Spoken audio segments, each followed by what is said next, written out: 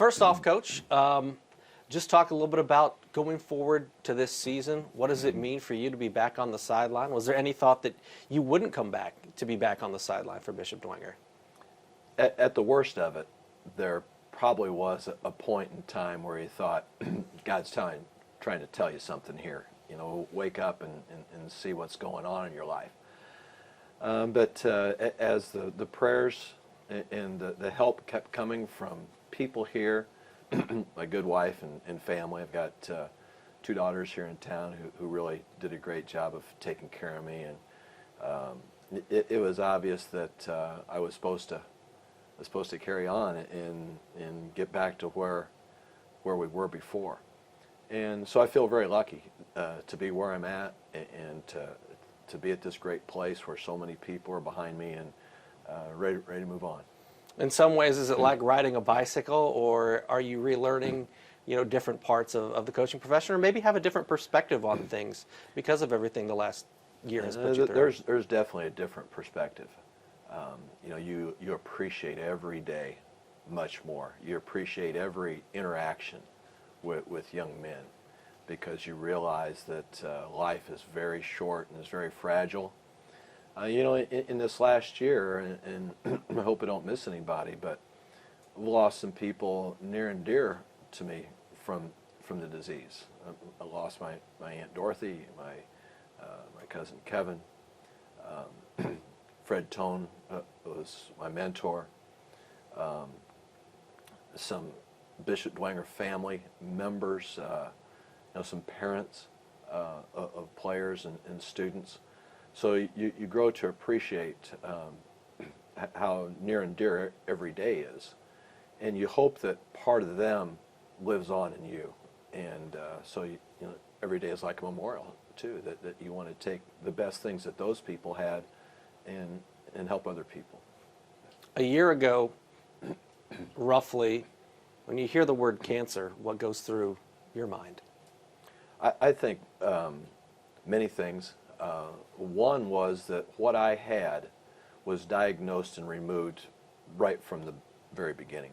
I was very, very lucky that the good doctors weren't exactly what was down there, but they knew it wasn't good. The tests and scopes that we'd had couldn't really detect what there was.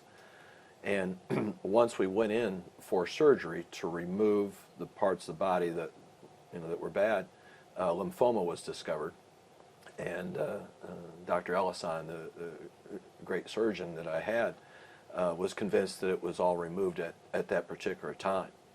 And with the help of 2 other doctors and a great oncologist, Dr. Natam, we're pretty sure that all of it was gone from the original surgery. So 2 other surgeries later and 6 chemo treatments later, we're back to fairly normal existence. So I think that I was very, very fortunate to have what I had, and unlike so many others who find out late or find out too late. So I feel very lucky. What precipitated it? Was there just a lot of pain? I mean, how did you, even identify it? Because some of those things can easily go undetected, like you said, until really late. More than a year ago, probably about Christmas time, I had very intense and constant pain right below the belt. And, I just went from doctor to doctor until someone finally said that, we can't mess around with this anymore. We've got to go in after this. So it was a constant pain that nothing seemed to take care of. Couldn't eat very well, had lost a lot of weight, and that's what brought everything on. You said 6 chemotherapy treatments? After the first surgery was to remove about 12 inches of the small intestine and about 6 inches of the colon, because the lymphoma was right in that area where the 2 join, called the ileum. So I learned a lot about anatomy. And then there had to be a reconstructive surgery, 2 of them afterwards that, and then chemotherapy followed all that too. When did you start feeling more and more like yourself? It took a while. Yeah. It took a while because the lymphoma was in the bowels. and so much nutrition and weight was lost that it wasn't until after chemotherapy was completely done in the final surgery that you start feeling a little bit better.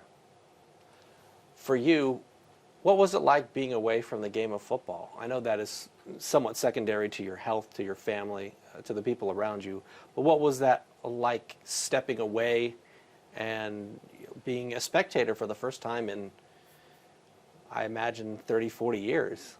Well, first of all, being in charge it was not a problem.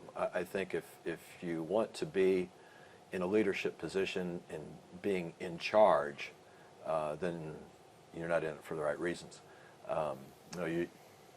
You assume a leadership position, head coach or whatever it is, to be a servant, and so relinquishing that, especially to a person like Ernie Bodrab, there was not a problem at all. And all the other assistants did such a tremendous job. Our offensive coordinator, Corey Kitchen, ran the offense with the help of Jason Garrett and Jason Fabini and everybody else who coaches offense, Shib Nedeff and Joey Colon and all of them who help offensively.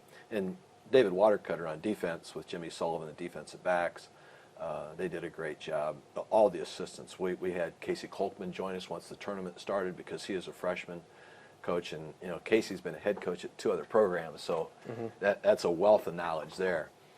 So all that was not a problem, and I was able to keep up on it. I was able to watch film and come to a few practices and most of the games. I missed a few games, missed a few practices, but so I was always around, but just not the way I wanted to be. And I miss that. I miss not being with the players, not being with the coaches. Seeing the other coaches on the opposite sideline before and after games, the officials that you see, just the camaraderie of the game. I really miss that. As you were able to be back on the sideline more, that kind of coincided with the state championship run.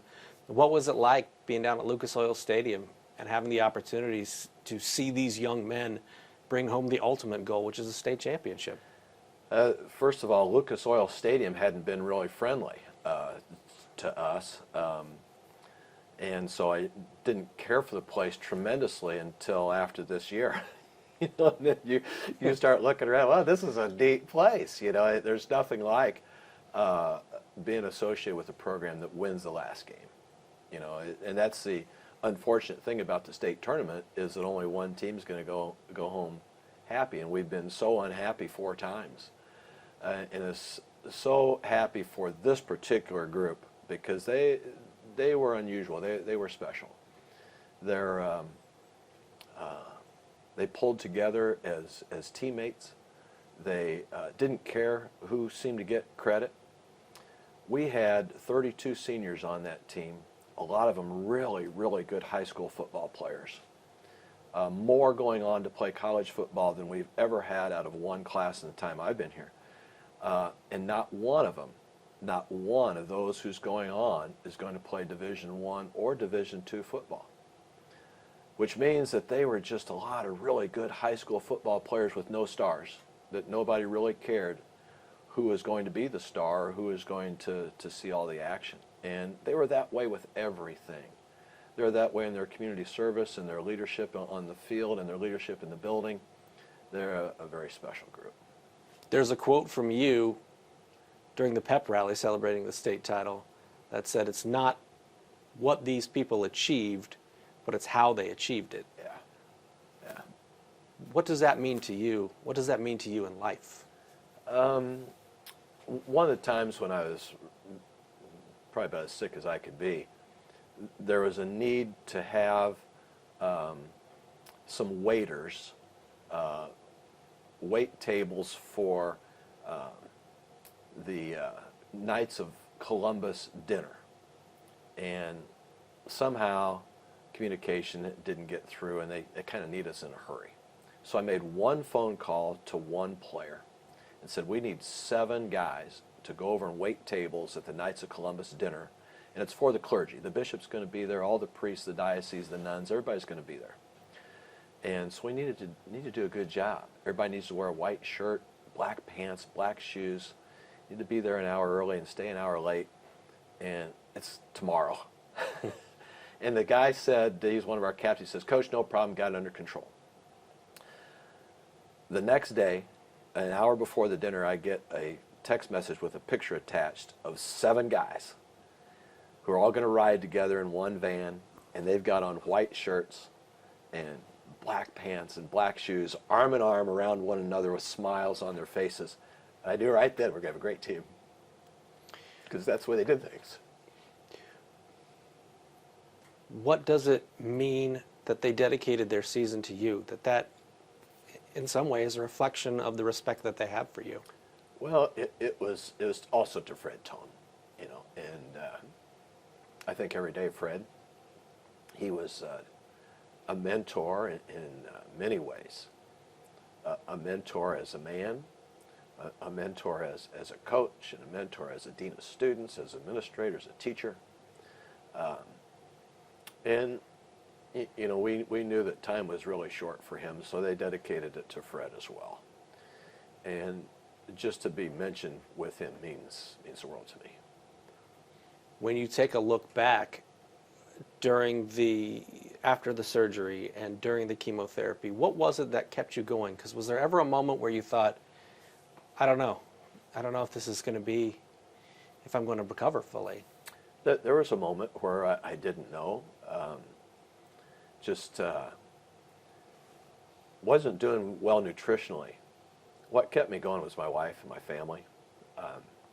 She actually became a nurse during this process, because the nutrition was so bad. I was on an ostomy bag, and I really gained a tremendous appreciation for anybody who suffers from Crohn's disease or anything of that nature and has an ostomy, because I was on it for months. And during that process, nutrition became so bad that I was on a full day supplement that my wife would have to give me an infusion every morning and take it off at night. It was through a PICC line. And it got to the point where, I weighed 140 pounds, just had no energy, and I thought, wow, this isn't going well at all. But she was always there for me, and so were my 2 daughters here in town, and that kept me going, really did. Also, the team, the messages I got from Ernie, and from Jason Garrett, and from all of them, from David Watercutter, we got it here, Coach. Just hang in there, and the messages that I got from the team, and then when I did come, how great it was to see one another, and their fight through the season and the adversity they faced. Said, "Oh, I can do this." They inspired me. What's it going to be like when you get to run out on the field with this next group of guys for the first time on a Friday night here in the 2016 season? Can't imagine. It's going to be special. Each year you get to be a senior again, and you know that those seniors, they want it as bad as any senior class you've ever had, and this senior class, they're no exception.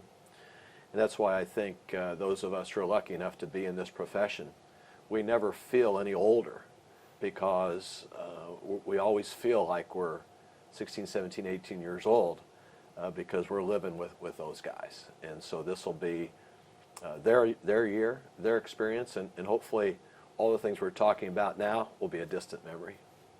Do you feel like you're back? Oh, yeah. Yeah, I really do. I felt that way for months, actually. We got started in January, and we came in early in the mornings on Tuesdays and Thursdays, and we stayed after school Monday, Wednesday, Friday. We've done so many things here with our new field and competing that definitely feel back. Is that a relief, a joy? How would you describe that feeling of being like the journey you've been on for, let's say, 365 days? Joy, and hopefully it's a joy that is contagious. You don't get to play high school football but once, and we want that to be a joy to these guys. It's going to be drudgery sometimes and hard work, but we want them to say, God, I'm glad I played Dwenger football. That meant a lot to me. I know Coach Pagano, his book meant a lot to you. What was it like to have someone who, in a certain way, was going through what you went through, and you were able to, I guess, connect to what he was saying throughout his book, and able to connect with his story? Chuck Pagano's life and his book, they're just exemplary. He had leukemia, and so his chemotherapy was daily, and he talked about the agony and the pain of the chemotherapy that he went through. But most of all, what he mentioned in his book was how important his wife and children were to him, and the team, and how the team constantly visited, how the team was constantly on the phone with him.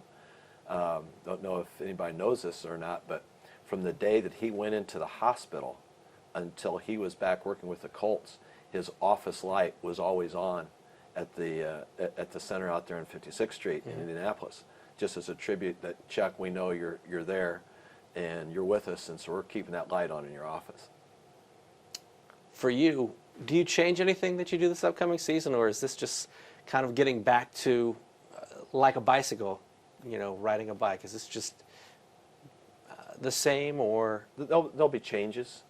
The changes are to simplify things. It's a game, and we want to be as positive as we can with these young men. That sure, you want to do well, you want to have success, but the bottom line is that this is a means. This is a means to make you a young man. It's a means where you can experience what Coach Kevin Wilson at IU calls the fun of working hard, and where you're out there with your brothers every day. So there'll be a lot of emphasis on that because of what we've been through. But at the same time, it is Bishop Dwenger football. It means a lot to a lot of people, and we've come to realize that throughout the years, and we want to do well. All right. Anything else you guys want to add, or anybody else that you want to thank? I'd like to thank the staff and administration here at school. Jason Schiffley.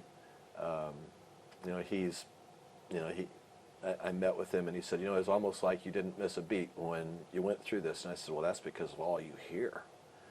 You all took up the slack. Ernie Bodrab was operating as dean of students here. You can ask him about that. He's not real fond of it, but he did it.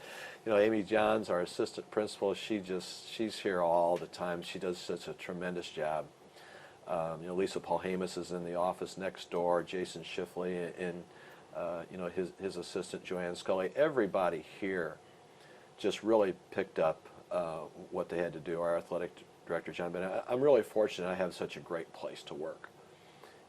I look out and the sunrise comes up over that field in the morning through those windows. So I get to leave here, seeing that as I leave, and seeing that when I come in. Our new chapel is under construction. It's almost done. I'll take you down there. That's where I start and end every day. So I'm very fortunate to have all the things here that I have. Excellent.